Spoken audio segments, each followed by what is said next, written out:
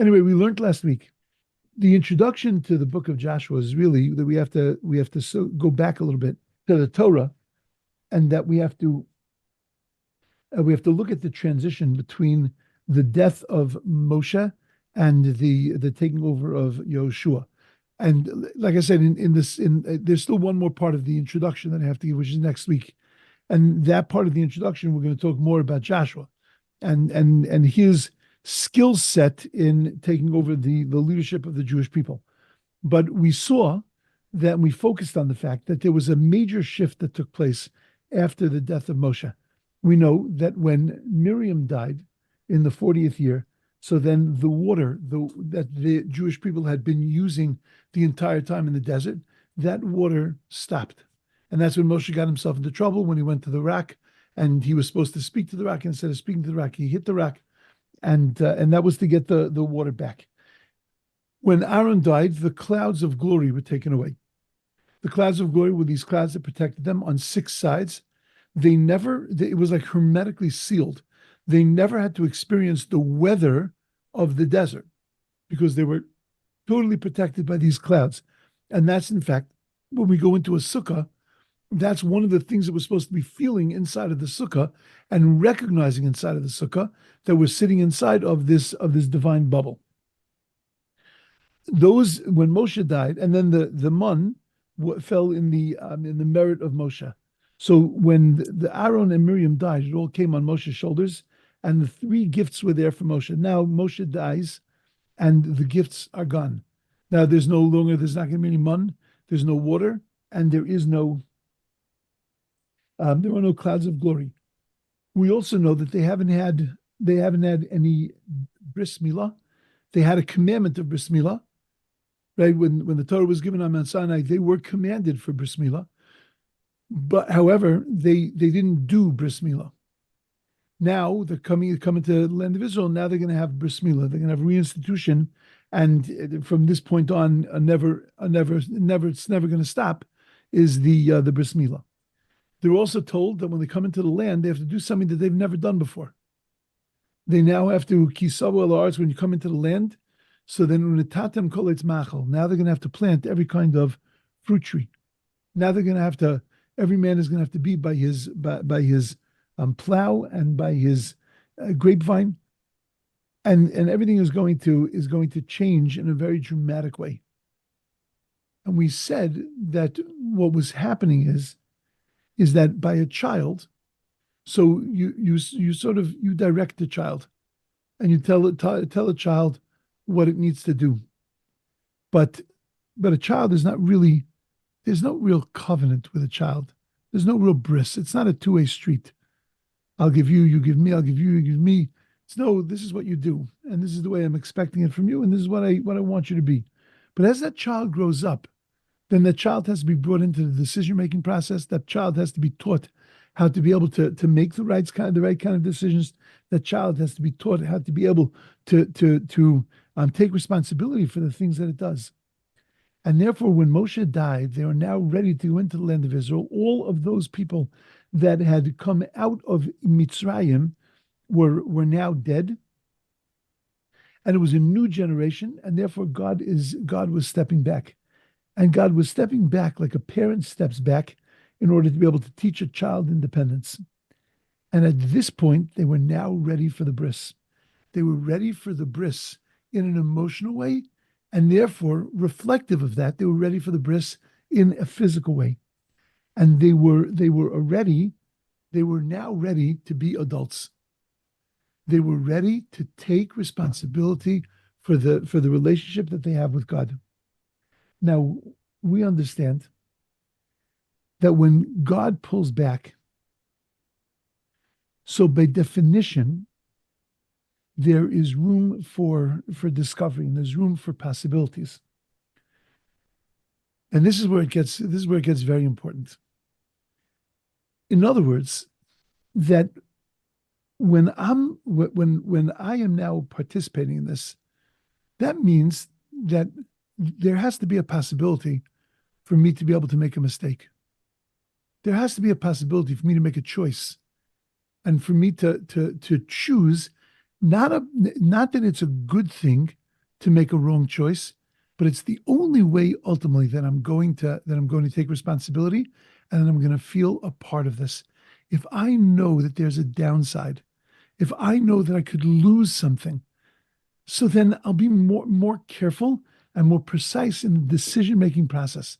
You know, I'll tell you an amazing thing. We know that in the army, in the Torah, you had to be 20 years old to come into the army. And you had to be 20 years old in order to be able to get a portion of the land of Israel. Because you didn't inherit a portion of the land if you were under 20. Why is 20 such an important number? We seem to live with the number 18 more. Right? Why 20? Because there's a thing that happens. What happens at a bar mitzvah? You know, at a bar mitzvah, father says a prayer for the son. You know what he says? Baruch shepetorani me'onsho shalazeh. Blessed is God who has removed me from the punishments of this child. Because at 13, a child becomes responsible for himself. But that's only part of the story. Most of you probably don't know the other part of the story, which is that, yes, the father is absolved, the child becomes responsible, but how are you going to punish a 13-year-old? How is God going to punish a 13-year-old? With extirpation, with kares, with their soul being cut off. He's a schnooky little kid. He's just learning how to make a decision. You can't punish him yet. So you know when punishments begin? Divine punishments? At the age of 20. Because by the age of 20, there is a certain sense of maturity and responsibility after 7 years of keeping these mitzvahs and of knowing that you're responsible for them as you're growing into these mitzvahs and becoming an adult. By 20, you're an adult. And why are you an adult? Because at 20, that's when you can get punished. And when you know that you could lose your life for this, now you can take a real responsibility. You can take a place as a protector of the Jewish people. You can take your place as somebody who is responsible for others. You can own, you can take and inherit a piece of the land. Because there needs to be a certain sense of buy-in. Now, what's incredible is that how did we get the land of Israel? And we started to discuss this a little bit last week. How did we get the land of Israel? How did it work out that Reuven got this portion of the land and Shimon got that portion of the land? How did it work out that everybody got their place? Everybody got their place because of a thing called a Goral. A Goral is a lottery. And they drew lots and everybody got their everybody got their place. Now, why was it necessary to give us the land of Israel that way, in the way of a lottery? Because a lottery allows for the flow of things to take place. In other words, in a lottery, you're not controlling where the lottery is. You have to then, you're sort of given a situation. You're given a fact. This is the piece of land that you have, and you now have to go and you have to develop that, and you have to work that, and you have to do something with it. This is the piece and the portion you were given. But lotteries also are something else, because the concept of a lottery is a concept of a choice. That somebody made a choice, and sometimes that choice is far out of your hands, but that there was a choice that was made, and that we recognize that when we look at a concept of a goal, and I'll explain this a little more in a moment, but when we look at a concept of a goal, of a lottery, we're reminded that everything in life could go this way or could go that way, and really ultimately it's not just left up to chance, but that we make those kinds of choices. We have a whole holiday for this, and that's Yom Kippur. You know what happens on Yom Kippur? You know what the main part of Yom Kippur is? So I think most people would say to me the main part of Yom Kippur is fasting. And it's not the main part of Yom Kippur. The main part of Yom Kippur, that was a component of Yom Kippur, was the fasting on Yom Kippur. It's all we have left. So for us, it's the main part of Yom Kippur. But in the times of the temple, the main part of Yom Kippur was the avodah. It was the service that was done in the temple. And the main center part of the service was where the Kohen Gadol, the high priest, would stand with two goats standing in front of him. And those two goats looked exactly the same. They were the same size, they were the same color, they were the same height. And he took two chits, two pieces, one that said La Hashem for God, and one that said La Azazel. La Hashem, whichever one of those two animals was chosen for God, that animal was going to be slaughtered. The blood was going to be captured, and that blood was going to be sprinkled on the altar, both outside and inside. And it was a very elaborate ceremony where we were taking the life force of the Jewish people and offering it up to God. And it was critical for the kapara, for the atonement for the Jewish people. The other one, that you drew up the lottery and it said La Azazel, that one it was brought outside of Jerusalem to a mountaintop, and it was tossed off of a mountain. And its death was an atonement for the transgressions of the Jewish people.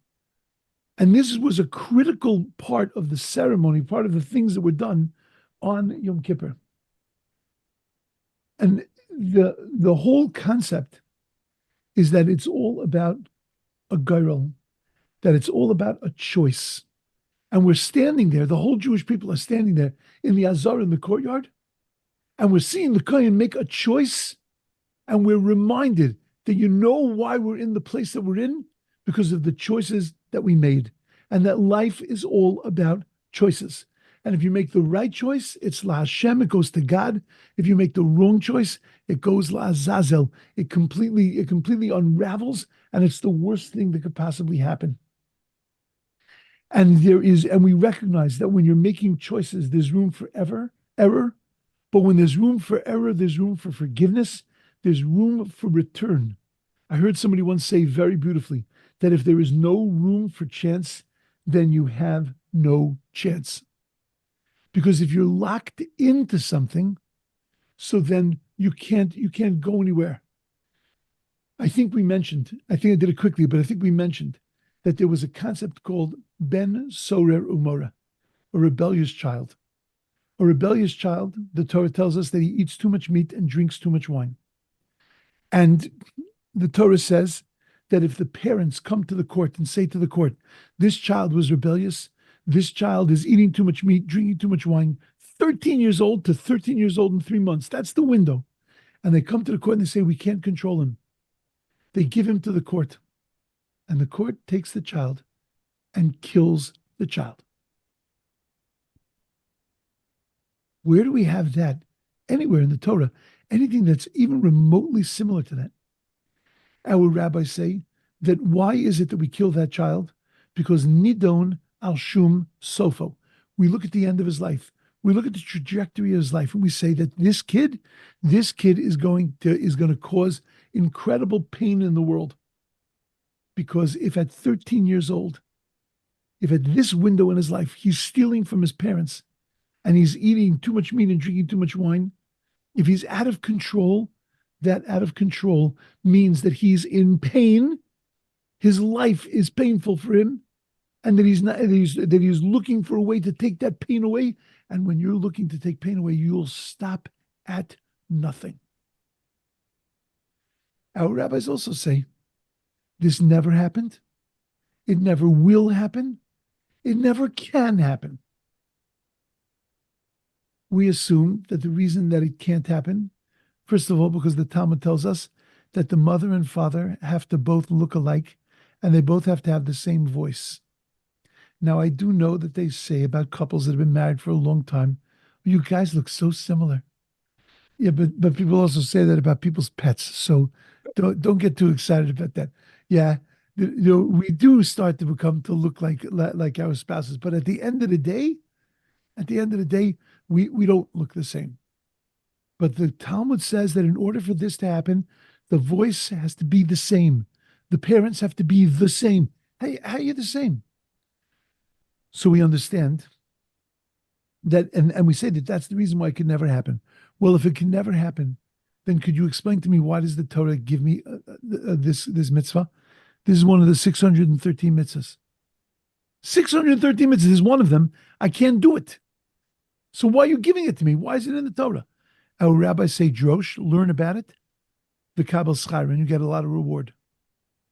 So there's a lot of parenting stuff. And usually I use this as an introduction actually to parenting classes, because there's a lot of stuff about parenting that you get from this section of the Torah. But there's something else incredible that you get from this section of the Torah. That we said the reason that we killed this boy is because Nidan Hashum Sofa, because we look at his end, at the end, where the trajectory, where his life is going. You can't do that. That can never happen. You know why? Because we're not locked into anything. Because we have the ability to be able to choose and to become better. We could change the trajectory of our lives. We could change the trajectory of our lives at 13. We could change it at 20. We could change the trajectory of our lives at 90. A person in his last moments of life can do tshuva and can change everything that took place 99 years before that. Because we're not locked into who we are. Because life is, in fact, all about choices. That's what Yom Kippur is about. Yom Kippur is a reminder that there's a thing called tshuva. What's tshuva? Tshuva is the right choice. Undoing the wrong choice. You made a choice. You made a decision. This is what I want to do. And you realize that was the wrong thing. I'm in trouble. Okay, so change it. Turn it around. You have that ability. A gyro reminds us. A lottery reminds us. You have the ability to control what's happening because it's up to your choices. You're a part of this game. You're not a victim in the game. You're a player in the game. You're making choices. It's a covenant. It's a bris. That's what Yom Kippur reminds me. There's another holiday that's all about Goral. It's all about lottery. Purim. You know what the name Purim means? You know, why is it called Purim? Because Hanukkah was already taken. No, the reason why it was called Purim is because it's about a pur. It's about a lottery. The whole thing was about Haman making a lottery, Haman making a choice. And why did we get into the problems that we got into? We got into the problems we got into because we made the wrong choices. We went to the party.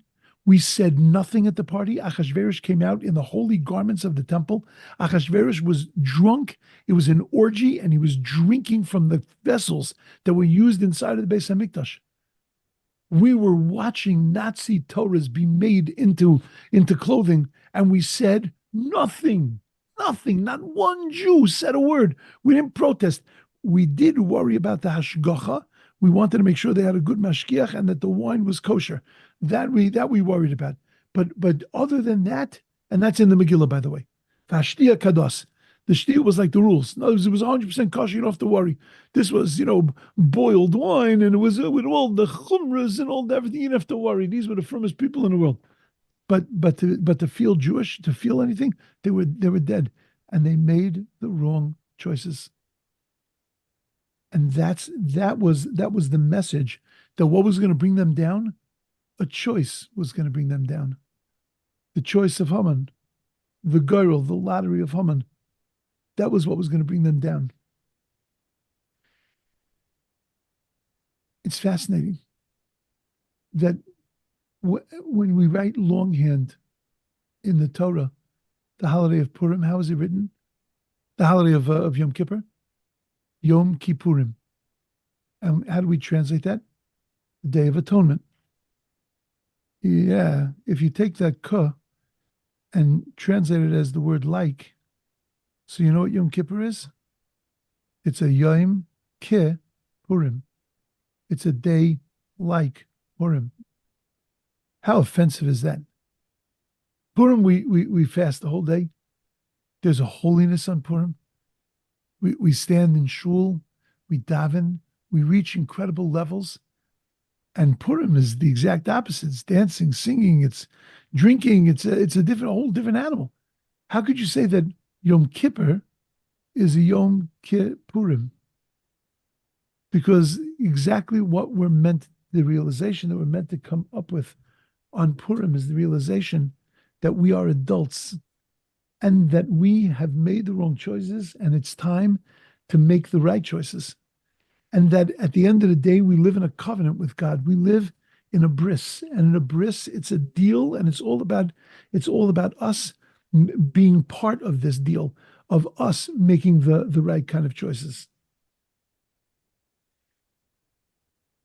And we let the bris go, and because we let the bris go, that's why we were in peril of watching the entire destruction of the Jewish people. What happened after the story of Purim? After the miracle on the 13th, that the Jews were able to defend themselves and that they killed many, many of their enemies and that they became this incredible nation. What happened? Torah says, Kimu, the Megillah says, Kimu v'kiblu. They got up and they accepted. And what does that mean, Kimu v'kiblu? They got up and they accepted? That means that we reaccepted the Torah. We reaccepted the Torah. 1,000 years before, we had gotten the Torah on Mount Sinai. And now, at the time of Purim, we reaccepted the Torah, and we reaccepted the Torah now out of love. We took it out of Ava. What happened? Because when we got the Torah the first time, what did God do? Kofa aleim har kegigis. He held a mountain over our heads. And by holding that mountain over our heads, he said, if you want to take the Torah, good. And if you don't want to take the Torah, there's going to be a burial place. That wasn't a mature acceptance of the Torah. That was a coercion. That was a parent saying to a child, you have to do this. And if you don't do this, you have to understand you're going to self-destruct. It's going to be terrible for you. It's giving us the tools to be able to make a choice, but that's much more down the road. It took us 1,000 years to realize that we can't just accept this as a burden on ourselves and say that, you know what, if we don't do it, we're going to die. There has to be an element of exploration, an element of choice, an element of making this a part of ourselves. You know how you raise children when, in a Jewish sense, in a Torah sense, and when they're 1, when they're 5, they're 10, we're telling them, make this bracha, say this thing, daven this. This is what we do on Shabbos. And then eventually they start to recognize, you know what, I've got to understand what this is. Not choose it in the sense of, am I going to do it or not going to do it? But how am I going to make this a part of myself? How am I going to choose this and make this my reality? Not the reality that my parents are giving me, but how does this become part of my reality? And this is what happened to us on Purim. On Purim, we woke up and we realized, you know what? This is ours. And we gladly retook the Torah, gladly reaccepted the Torah, because we now took our place in this covenant. And we got the message of Yehoshua. And the message of Yehoshua is that you are a part of this. This land belongs to you. This Torah belongs to you. You have to participate in this. This is a bris. This is a covenant. This is what Yehoshua was trying, the transition that was taking place from Moses to Joshua. And they got that. The penny dropped and they understood it. All the way 1,000 years later in the city of Shushan, when they came to their realization, when they came to their understanding that life is about their choices. It's not what happens to them. They're not victims. Life is about choices. When do we keep Purim? On the 14th of Adar. In Israel, in Jerusalem, when do they keep Purim? On the 15th of Adar. That thing that you always see in the calendar that says Shushan Purim, that's because in Jerusalem nowadays they keep Purim on a different day, the next day, the 15th. The 14th is nothing for them. They keep Purim on the 15th. The reason is because in Shushan, the miracle took place an extra day. Not only did they fight on the 13th, but they fought also on the 14th, and they rested on the 15th. So Purim, in any city that was a walled city like Shushan, so they keep Purim on the day after. They keep Purim like Shushan, because the miracle in Shushan happened one day after. Well, the only city in the world that's left is Jerusalem. Now, it was walled from when? So this is what it says in the Talmud.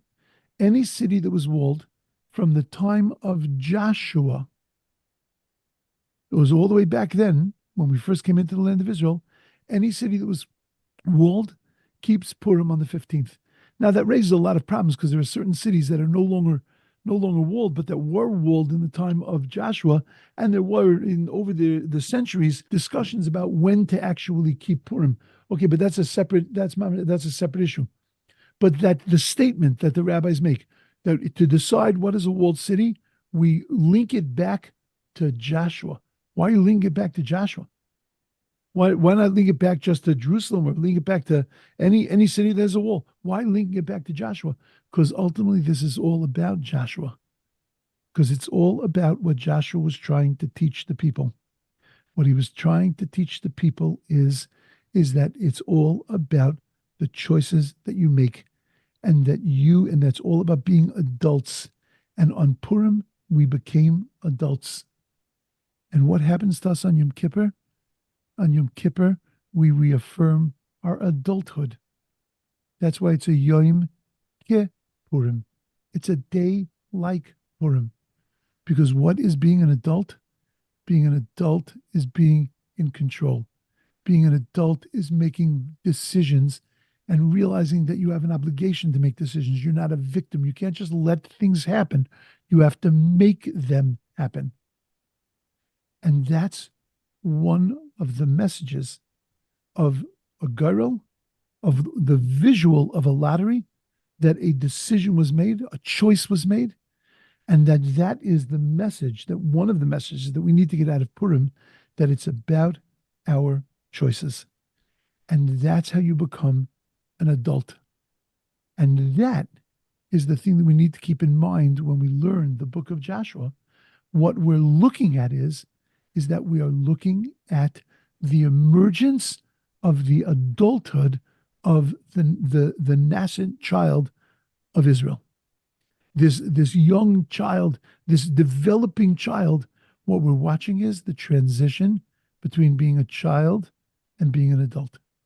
Once you understand that about the book of Joshua, now you can fit in Joshua, Judges, you can fit in so many of the stories that happen, so many of the incidents and the events, you can fit it into that concept that it's all about watching us and encouraging us to develop and to become a part and a parcel of the Jewish people, and a part and a parcel of the direction that our lives and the lives of the Jewish nation takes.